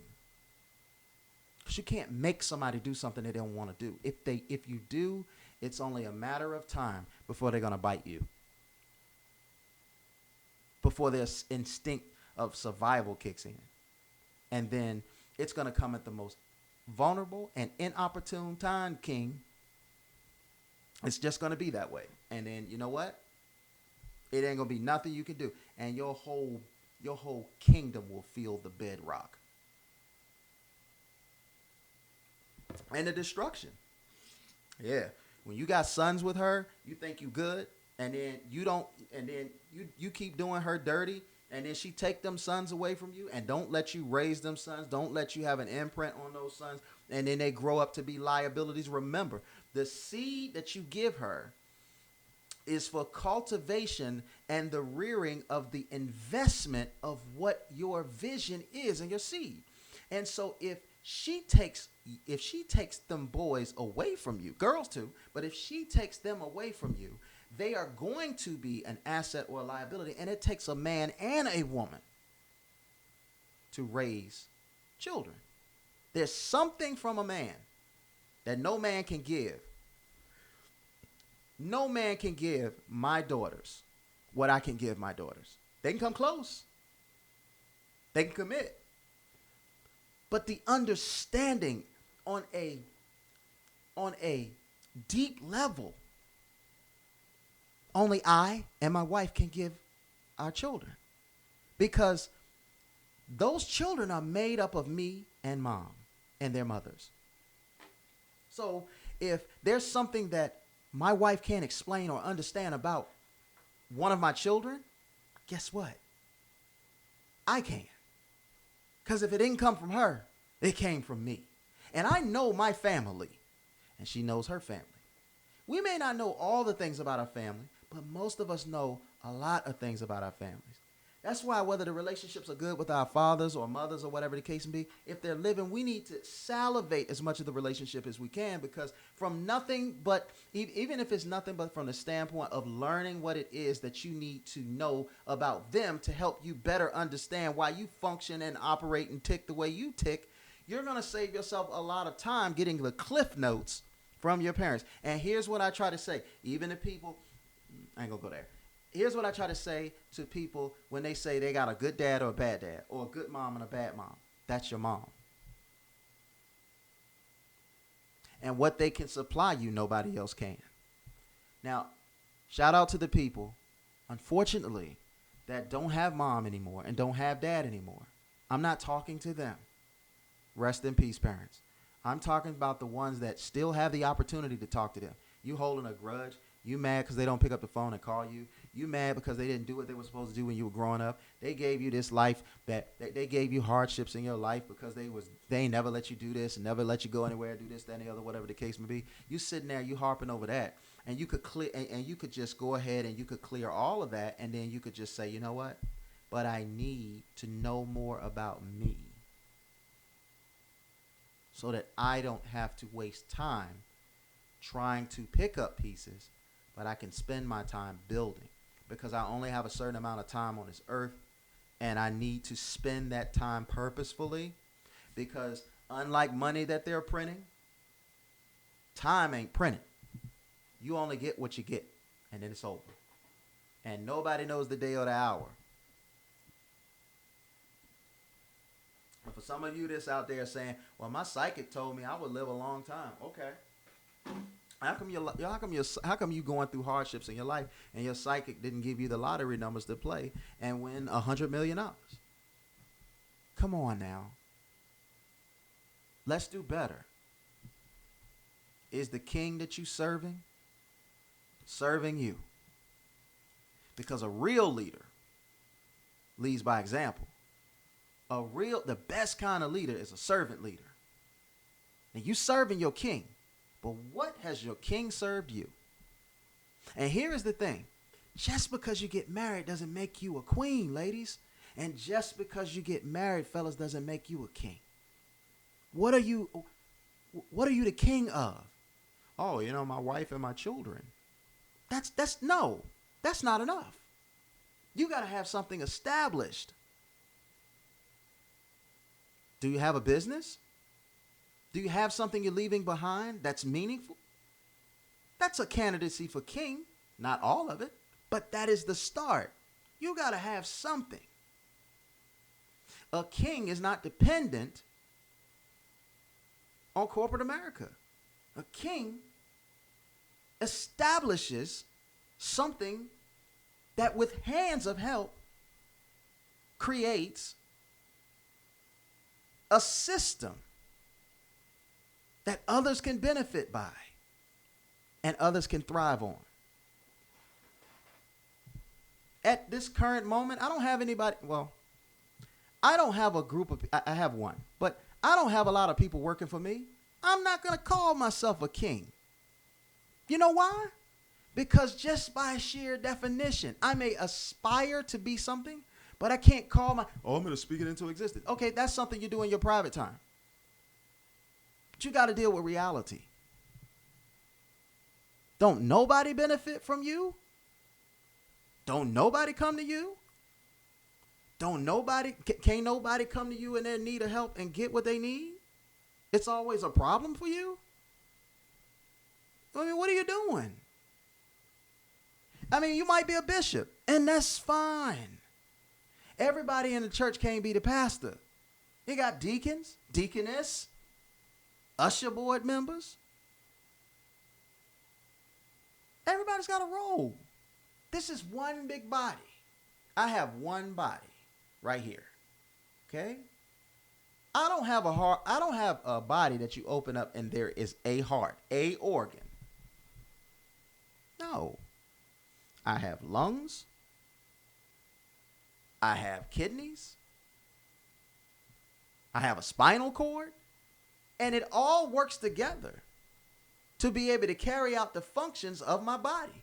Well, it's the same thing on a small level like that. It's the same thing on a community level. It's the same thing on a city level, state level, national level, international level. Whether it doesn't even matter with ethnicity, because you cut us open and we all bleed. So we really the game against us is to divide us and to make us think, okay, it's Asian people over here, it's black people over here, it's white people over here. No, that's the game that's ran against us, so that the powers that be with the bad hearts get to move and accomplish the agenda that they want to accomplish. Because as long as we are conflict with each other, we won't have time to move towards a goal. Remember the Tower of Babel? The languages were confused amongst the people, according to the story. And then the tower fell. But prior to that, it was one language, right? And everybody was working together because everybody was understanding of each other. Now look at how many languages in this world. Just too many to count. You ever been, like, sometimes, me and my wife, we go get our nails and our feet done, right? And sometimes we're sitting there and the ladies that are talking, the place that we go, they speak Vietnamese. So the two ladies are talking and they speak English, but they opt to talk Vietnamese. And do you know that me and my wife don't know what they're saying? Now, I'm not saying they're saying anything good. I'm not saying they're saying anything bad. But we don't know what they're saying. There's a barrier to prevent understanding. There's a barrier for me to even have comprehension. And that's what these little sets and things are. Let me tell you something else, too. And I'm going to use modern day. A king is a kingdom, and a king is a king in his own kingdom. But a king ain't a king in another kingdom. He can't function and operate that way in another kingdom. Another kingdom will tell the king who he is to them and how he will be treated. That's why it's not wise for a king to walk in another kingdom with his chest out like he makes the rules and the regulations, because he can get got real quick.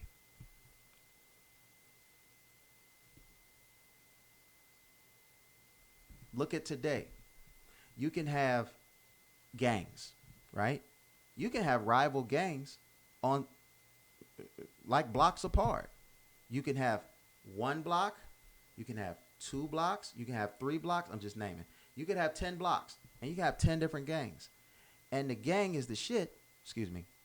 The gang is the gang is the gang on from block 1. But if the but when they go over to block 2, they ain't nobody to block 2. They ain't nobody to block 2, and they could easily get dealt with on block 2. And so the wise ones know I can't conduct myself on the road like I can conduct myself at home.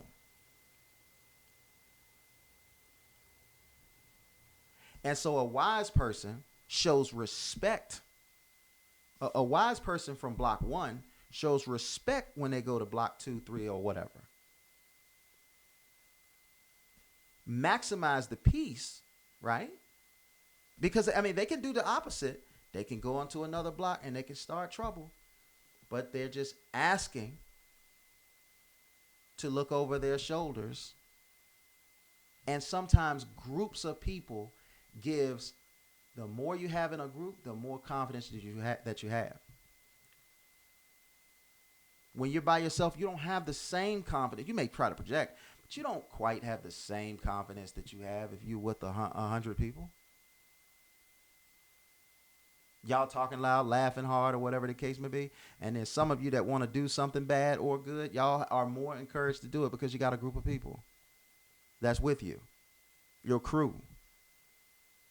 I remember when I was in college, this happened to me for the first time. When I was in college, I would walk down the street, I would see a beautiful woman, and she wouldn't say anything to me. I would speak to her. She wouldn't even open her mouth to speak to me. I turn around some other time and I see that same woman and she's with 5 or 6 of her girls. And she looks at me, hey, baby, hey, come and give me some of that. When you gonna come? When you gonna let me come through? And I'm just like, what was that energy when you was by yourself? It's because schools of fish swim together to protect themselves against their predators.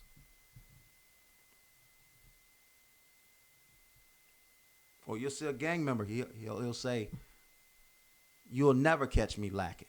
Like when I'm by myself, I'm always packing. Why? They know they need to look over their shoulders. It's people that are walking around every day and don't have guns. And then there's people who walk around who have guns, but they don't do anything to make people want to come after them. But they have a gun because they know they're in a strange vortex, and there's some people out here who ain't sitting right. And they just want to be prepared. Some people carry a gun and don't want to use it, and some people carrying a gun because they know that at some point they're going to have to use it because of the way they live.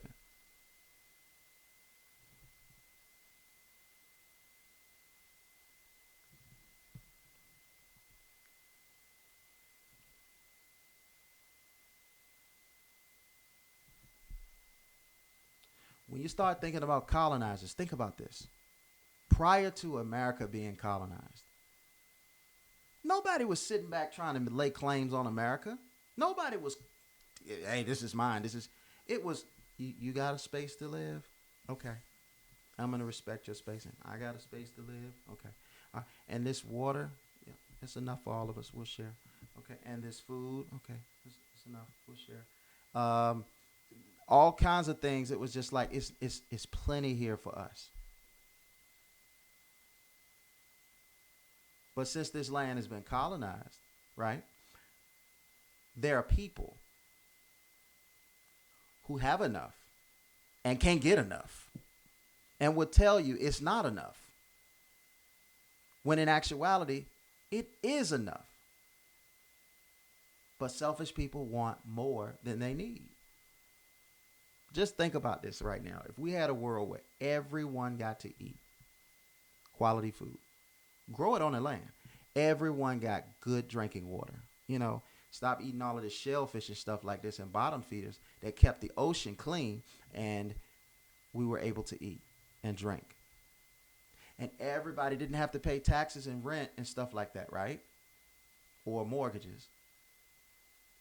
And they could just live in there. They could build themselves a place and say, hey, look, this is our place right here.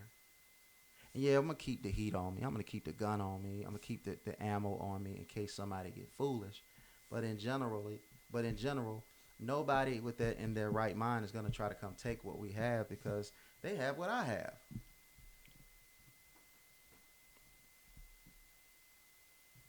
What would the world be like? Well, we can go back and study the history of what the world was like when it was like that. Now we don't have that world. Now we have fierce competition. That's why I think it's so fitting that they call it race, because it's a race to the resources. And some folks have head starts that can't be overturned. So you got some people in life, they're just walking, and it's so far ahead, laps around people that are running as hard as they can just to keep the predator from biting off their hind parts. Some of us are in the clear and some of us ain't. And then what I think is so comical is some black folks, they have to at some point run their race. But a few things happen, a few chips fall in their favor, and then they put themselves in a position that they don't have to run anymore. They can just walk just like everybody else. See, it's not about racism, it's about classism. But they get themselves in a new class. And now everything comes to them, and they lose a sense of others. See, this is the temptation that a king has to fight against, because from king to king, he can be very in tune, and then he can't. Watch this. I'm going to give you another biblical story. If you ain't feeling me, I understand that, but I just want you to it's just a story I'm telling you, okay? In First Samuel chapter 8,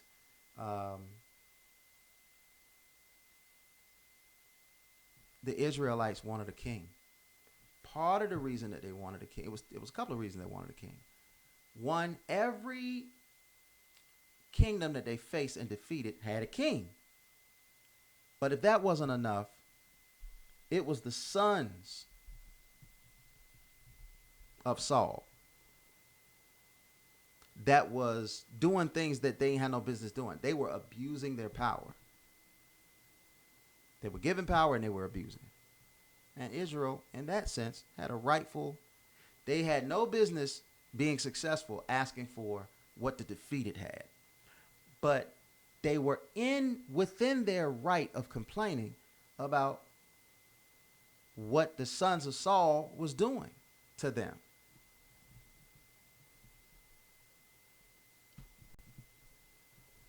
You know, the names of Saul's son, not Saul, I meant Samuel. The names of Samuel's sons were, I don't know why I said Saul, sorry. But the name of Samuel's sons was Abiah and Joel, or Joel. And they were just running roughshod, man. They were doing all kinds of perverted things. They took bribes, so many things. Like, I'm not going to go to that. I'm not going to go there. I can say some stuff, boy. But they were going through the rigors of just doing whatever that benefited and pleased them. And it was hurting Israel. And so you understood why they were asking for that. But this upset Samuel. But the Most High told Samuel, they don't take it personal. They're not doing this. They're not doing this to you. They're doing this to me. Because the Most High was the king. The laws and the statutes that put them in a position to prevail was king. but they wanted something they wanted someone physical, tangible to represent. And the consequences were told of what would happen. You know how the government is in deficit, but the government has their hands in everybody's pocket? But they get upset with us when we don't pay our bills on time and we have low credit scores? I mean, they're leading from the front. Defaulting on their loans. Embezzling Medicare. Not Medicare, but Social Security stands to be completely wiped out by 2032 because of embezzlement. Don't be mad. Some of the people that are living today ain't had nothing to do with where we are in the situation, but it was our ancestors. Don't take it personal when your ancestors does something wrong. Your ancestors did something wrong. They did something wrong. Some of you are in a situation you're in, good and bad, because of your ancestors. This is the crookedness that's visited from the things of the things that are bad. So my mom used to say, you may get by, but you won't get away. So maybe you're doing some things that are wrong that you're not seeing the repercussions of, or you won't live to see the repercussions of, but that don't mean it ain't gonna be no repercussions. Some people say you gotta have a child. You know, if you gotta have you gotta get in certain positions when you're making love to have certain children. You know, men create girls and women create boys. You know, all kinds of things. Here's where I am on the situation. You don't have to take what I'm saying. This is not backed by science. This is just my vantage point. When I think about me and my brother and the children I have and the child he has, they're all girls. They are wonderful. They're great. I love my niece and I love my children. Ain't got nothing to do with that. But what I'm saying is, I ask myself all the time, why didn't I have a son? There's plenty of opportunities. And this is what I come to the conclusion of. I think about my dad. There were things that my dad did do, and I'm not going to go into specifics, and I have a relationship with my dad, okay? But there are things that my dad did do and didn't do. Because I remember the seed, I'm not talking about my mom. The seed is of the man. There are things that my dad did do and didn't do, where the Most High made a judgment and said, I can't have that in anybody. I don't want to have that coming out of anybody. So I'm going to stop your legacy. Now, unless me and my brother have a boy, the legacy ends with our children. It don't go to our grandchildren. Yes, it does go to our grandchildren, but our legacy, Leandre Boone, my brother, unless we have a son, it stops with our children.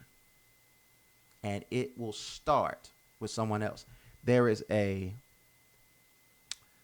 scripture also, and I like to make reference to this. There's a scripture in Ecclesiastes, okay? And it says, and I'm going to read it to you.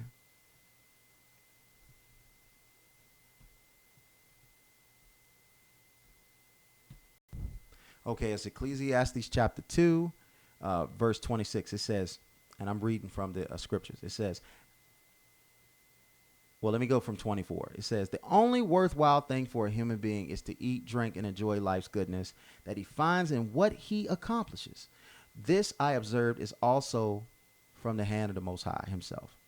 For who can eat or enjoy life apart from him? After all, to the person who is good in the Most High's sight, he gives wisdom, knowledge, and joy. Those things make life easy. But to the sinner, he gives the troublesome task of acquiring and accumulating in order to leave it to someone who is good in the sight of the Most High. So bad people have to figure it out. The righteous, they're gifted. This is the same thing I said about the fathers that you don't like, that you refuse to go talk to. You are giving the troublesome task of figuring something out. So even if you're a selfish person, you should go to your absentee parent during your life, whichever one it is, and try to have as many questions, Q&As as you can with them. But it says, the sinner has to get the sinner, he gives the troublesome task of acquiring and accumulating in order to leave it to someone who is good in the sight of the Most High. This also is pointless and chasing of the wind. This is why I said whether you have a son or you have a son or daughter. I used to be upset. I used to be like, man, I want me a son. But if it's not in the cards, it's not in the cards. But here is what comforted me. I could have had 4 sons. If all 4 of them were foolish, me leaving whatever I leave to them would have been squandered anyway. And even if I raised 4 wonderful sons, who's to say that all 4 wonderful sons are going to meet 4 wonderful daughters to have children with? We all have our shortcomings. And even if they met someone that was righteous, it's foolishness that was in me. It's foolishness that was in my dad. It was foolishness that was in my granddaddy. So it's no guarantees just because you have a son. You just have to trust and understand that the inner workings of the Most High is playing out to your benefit. But don't kill yourself to do and acquire and build something. Build because you're here to build. Make relationships because you're here to make relationships. Minister to those that you're supposed to minister to because you're trying to make others' lives better. It's not just about the life that comes through you. It is the lives that are around and of you. You have an obligation to what's in, and you have an obligation to what's out. You're supposed to be doing righteous by what's in you and what is around you.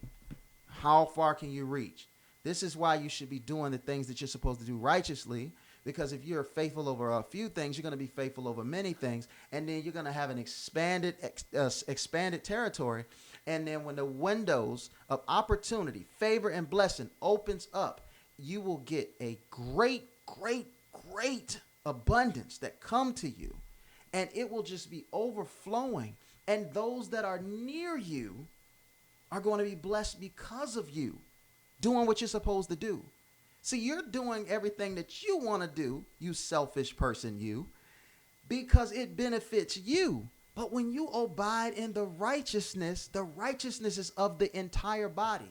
White, black, Puerto Rican, Haitian, all sorts of colors, Asian, all sorts of colors. The abiding wants to take into consideration many people.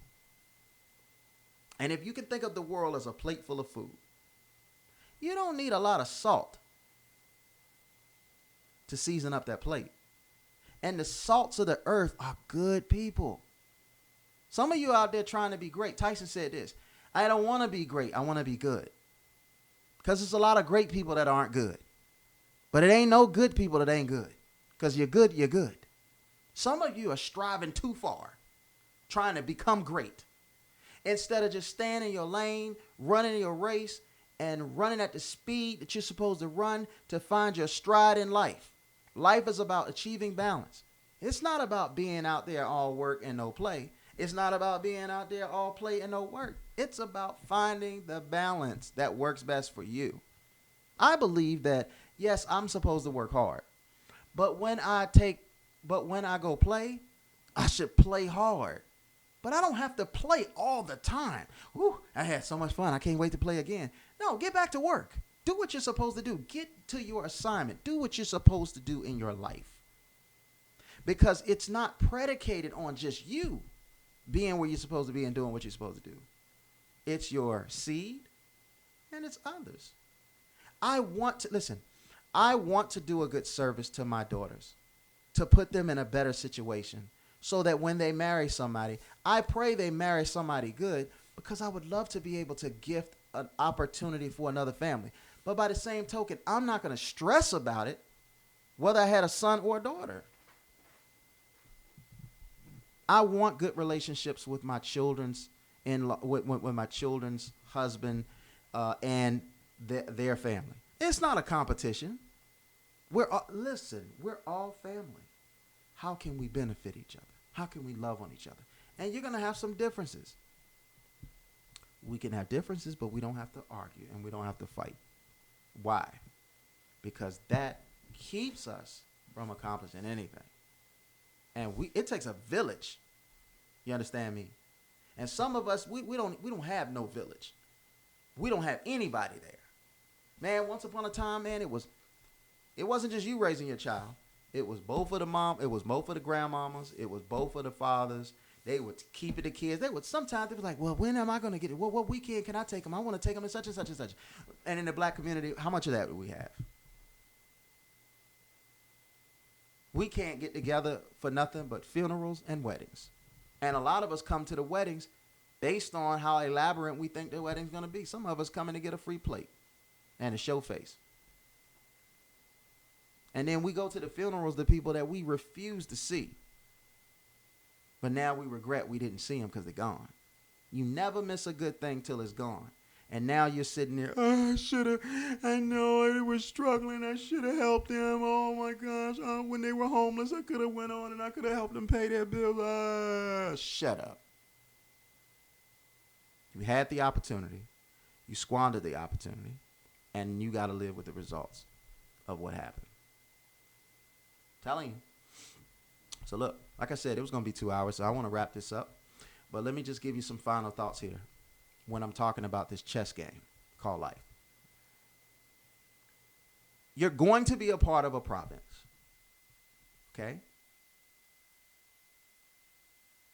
You are not, more than likely, you are not going to be a king or a queen. But that's okay. Because if you're in a good province, you're going to have a good life. Find out what you are. Find out who you are. Be who you are. Make yourself satisfied for being the best version of yourself that you can and not something that you're not. Stop trying to be so great and focus and concentrate on making sure you're good. And make sure you're reaching out to help as many people as you can.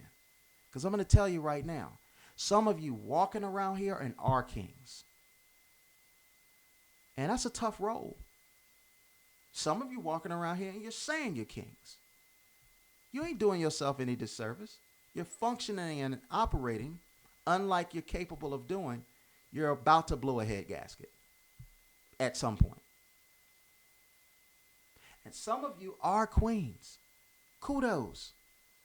But if the kingdom doesn't benefit from you being a queen, you're not really a queen. You ain't a good one. Real kings, real queens, they're not selfish. They're trying to fortify their citadel to make sure can't nobody come in and everybody that's in are benefiting, and the neighbors around them that they can reach out and touch are benefiting for them as well. Y'all remember the Coming to America too, when what's his name? Wesley Snipes was talking about the challenges that they go through and the poverty. And Akeem said, but we try to help you as much as we can. We send you guys money, this, that, and the other. Some people ain't going to be happy with your help. But you were made to help. You were you were born. You came through the portal of the beautiful womb of a woman for the purpose and the assignment of being a spiritual being and have this humanistic experience so that you could feel something but still be led by the Spirit. You were never designed to feel something and let it take over you. You were designed to have control over what you feel so that you could take that into consideration of simply being in touch but still being led by the Spirit. They're going to be people that hurt you, call you names, do you dirty. These are people that live by their feelings. But that's not you. Because today you're going to make a decision that you're going to do things by the abiding that's inside of you. Don't nobody need to tell you what's right and wrong. They don't. All you need to do is listen to it. You know. My child, from the time that she could walk, well, I'm not talking about one in particular, but my children, by the time they could walk, if they saw something and they wanted it, they had a sense of knowing that it wasn't theirs. They had a sense of knowing that it wasn't right. But they also don't have the discipline yet to differentiate between what they feel and what's right, doing what's right and doing what they feel, and they get led by what they feel. So they go into that cookie jar they have no business going into. See what I'm saying? So look, that's my time. I'm going to wrap up right there. I really hope you enjoyed this. I look forward to doing it even more. I'm probably, how frequently I'm going to do this, just know I'm going to do it. But I want to be, I want to have something for you instead of just, I want quality over quantity. And I feel like today was a day where I had quality. And I've made some videos that are great quality, and I made some videos that are not great quality. Okay, we're all human beings. We make mistakes knowingly and unknowingly. But I wanted to have an approach of giving something to you every single day. But I don't think that that's necessarily where I am at this particular time. I have so many different obligations and commitments. And so I need to make myself available to that. But I want you to like this video, comment on this video, subscribe to this video, okay? And I want you to share this video because, like I said, we're all put here for the purpose of ministry.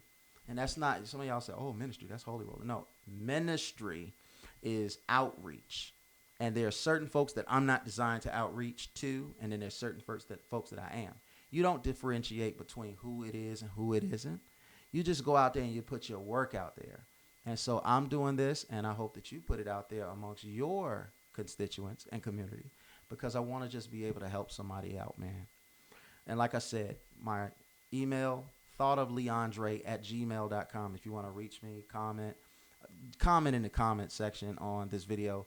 But if you want to book me or whatever the case may be, you know, that's something that I'll entertain too because like I said, I want to go where I'm needed. I want to go where I'm wanted, and I don't want to go anywhere else. I love you guys. Take care.